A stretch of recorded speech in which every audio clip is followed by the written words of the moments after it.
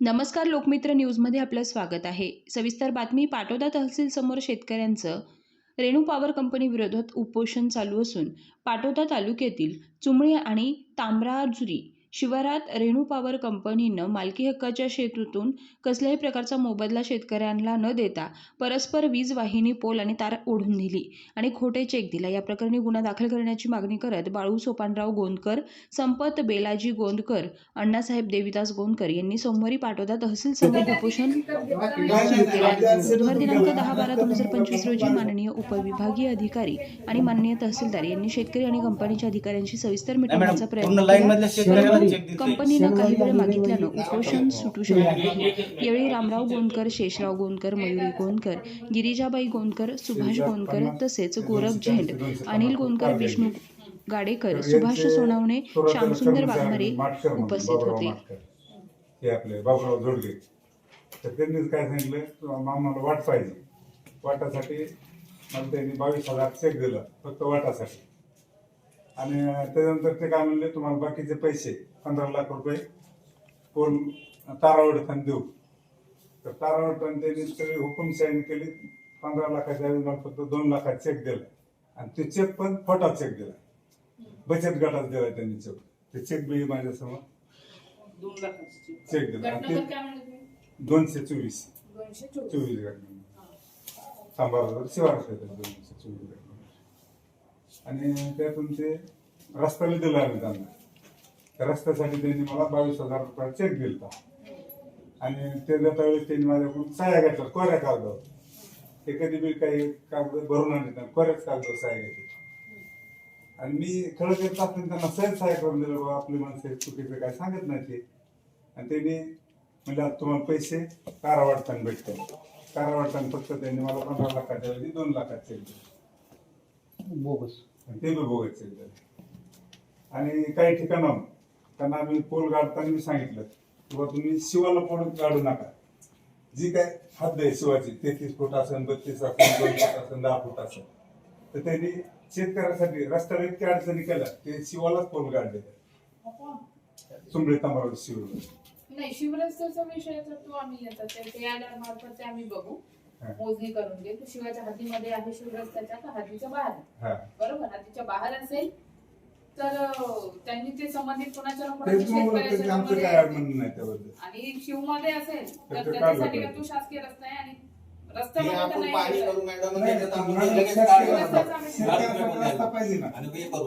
पाण्यात रस्ता मोकळाच राहणार. आणि तसं पाण्यात रस्त्यामध्ये त्यांनी जर केलं असेल तर त्यांना ते केस रिप्लेस करावे लागते दुसऱ्या ठिकाणी. कारण ते म्हणजे भविष्याच्या दृष्टीने पण विचार करायला पाहिजे, कारण तिथून वाहनं वगैरे जाणार. आपण उद्या ते पाण्यात रस्त्याचं काम केलं तर शेतकरी वाहनं वापरणार तिथून, मग ते उद्या भविष्यामध्ये ऍक्सिडेंट वगैरे होऊ शकतात. आम्ही ह्याबद्दल त्याच्या संग तेवढंच त्यांना बोललो, हे शिव तुम्ही पोल गाडू नका, हे शिवशासकीय आणि ह्याच्यात तुमचा काही सहभाग नाही. म्हणून जबरदस्तीने पोल शासकीय रस्त्यात मोजणी करून शिवरस्ता सोडावा आमच्यासाठी. आणि तुमचं जो वैयक्तिक आहे, जर तुमच्या रस्त्यामधून शेतामधून त्यांनी कंपनीने पोल आणि लाईन टाकली असं तुमचं म्हणणं आहे. आणि एक रेणू पॉवर कंपनीने पाटोदा तालुक्यात पवनचक्की प्रकल्पाची उभारणी केलेली आहे. त्यासोबत अशा इतर कंपन्या आहेत, परंतु या कंपन्यांनी तालुक्यात हैदोस घातलेला आहे. शेतकऱ्यांचा विश्वासघात करून, त्यांची लूट करून, त्यांना न विचारता त्यांच्या रानात शेतीची नासधूस करून पोल रवले, तारा ओढल्या, ट्रॅक्टर घातले. आणि आम्ही त्यांना जर विचारलं की याची नुकसान भरपाई तुमच्याकडं मिळेल का, तर ते सांगितले की नाही, ही फार मोठ्या माणसाची कंपनी आणि तुम्हाला नुकसान भरपाई मिळणार नाही. आम्ही त्यांना अडवून त्यांच्याकडून जे चेक घेतले ते चेक त्यांनी बोगस दिले. ते चेक बँकेतून परत आले, गटाचे चेक दिले. त्यानंतर आम्ही तहसीलदार साहेब, एडीएम साहेब, पोलीस स्टेशन याकडे धाव घेतली. परंतु तहसीलदार साहेब आणि एडीएम यांचं म्हणणं असं आहे की ती प्रायव्हेट कंपनी आहे, आमचं त्यांच्यावर नियंत्रण नाही, तुम्ही आमच्या दारात बसू नका. 2 दिवसानंतर तहसीलदार साहेब आणि एडीएम साहेब आल्यानंतर आम्हाला असं सांगण्यात आलं की आम्ही त्यांना उद्या बोलून घेतो, त्यांचे फोन नंबर लागत नाहीत, ते इथं नाहीत, त्यामुळे तुम्ही पोलीस स्टेशनला जाऊन फिर्याद करा. पोलीस स्टेशनला गेल्यावर त्यांनी सांगितलं की तुम्हाला फिर्याद करता येणार नाही, प्रशासनाने फिर्यादी व्हायला पाहिजे. परंतु तहसीलदार साहेबांचं म्हणणं आहे की जमिनी तुमच्या आहेत, नासधूस तुमची झाली आणि फिर्याद तुम्ही केली पाहिजे.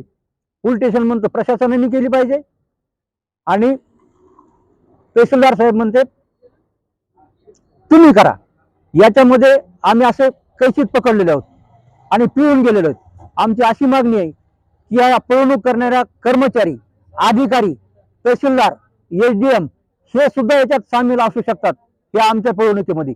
त्यामुळे गेले 2 दिवसापासून यांची आमची दखल घेतलेली नाही, काही पत्रव्यवहार केलेला नाही. पत्रव्यवहार केला तर चुकीचा केला. आम्ही त्यांना मागितलं की तुमचं नियंत्रण नाही असं आम्हाला एक लिखी द्या, तेही द्यायला त्यांनी नकार दिलेला आहे. त्यामुळं आमचं हे उपोषण आणि अडथळा याच्यानंतर अधिक तीव्र करण्यात येईल आणि याची जबाबदारी माननीय तहसीलदार साहेब किंवा SDM यांच्यावर राहील. रेणू पॉवर कंपनीने शेतकऱ्यांची इतकी फसवणूक केलेली आहे की शेतकऱ्यांना प्रत्येक वेळेस वेळोवेळी खोटं बोलून की आज तुमच्या रानात पोल काढून दे, खोटे चेक दिले, अग्रीमेंटवर जबरदस्तीने काही शेतकऱ्याकडून सह्या करून घेतल्यात. त्यांनी दिनांक 9/11/2025 रोजी सिव्हिल गुंड आणून पंजाबमधून गुंड आणून त्यांनी काय केले की शेतकऱ्याला पकडून बळच तारा ओढल्यात आणि शेतकऱ्यांनी जर मना केली तर त्यांना साईटला घेऊन मारहाण करण्याचा प्रयत्न केला. त्यात पोलीस बंदोबस्तला सुद्धा आणलं होतं, पण पोलिसांनी फक्त आपलं संरक्षणच केलं आणि यांनी पोलिसांच्या अतिरेक संध्याकाळी 10 वाजेपर्यंत एक शेतकऱ्याला साईटला घेऊन मारहाण करण्याचा सुद्धा प्रयत्न केला. आणि यामध्ये त्यांना विचारलं ही शिवाहून का चाललंय बाबा पोल, तर ही शिव काय तुमच्या बापाची नाही, ही शिव फक्त या रेणू पॉवर कंपनीसाठीच आहे. आणि तसं विचारलं तुमच्याकडे काय अग्रीमेंट आहे का, काय आहे का, ते म्हणलं अग्रीमेंट काय नाही, इथं फक्त रेणू आणि रेणू पॉवर कंपनीचाच होलसेल चालतं. यामध्ये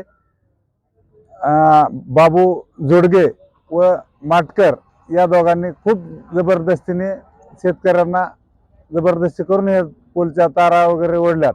आणि यात सगळ्यात दोषी असेल तर बाबू जोडगे आणि माटकर, कारण बाकी आमची कोणासंग ओळख नाही किंवा आमचा परिचय नाही त्या लोकांसंग.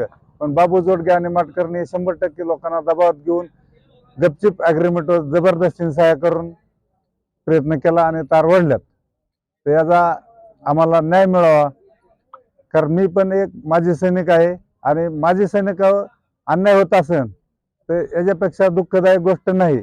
पॉवर कंपनीने आमची फसवणूक केली आणि 2 महिन्यापूर्वी सांगत होता आमच्या रानात नेऊ नका, तर शेवट जबरदस्तीने पोलीस स्टेशनचे लोक आणून आणि दुसरे लोक आणून आमच्याकडून हे करून घेतले आणि मग पैशाची मागणी केली तर त्यांनी खोटे चेक दिले आम्हाला.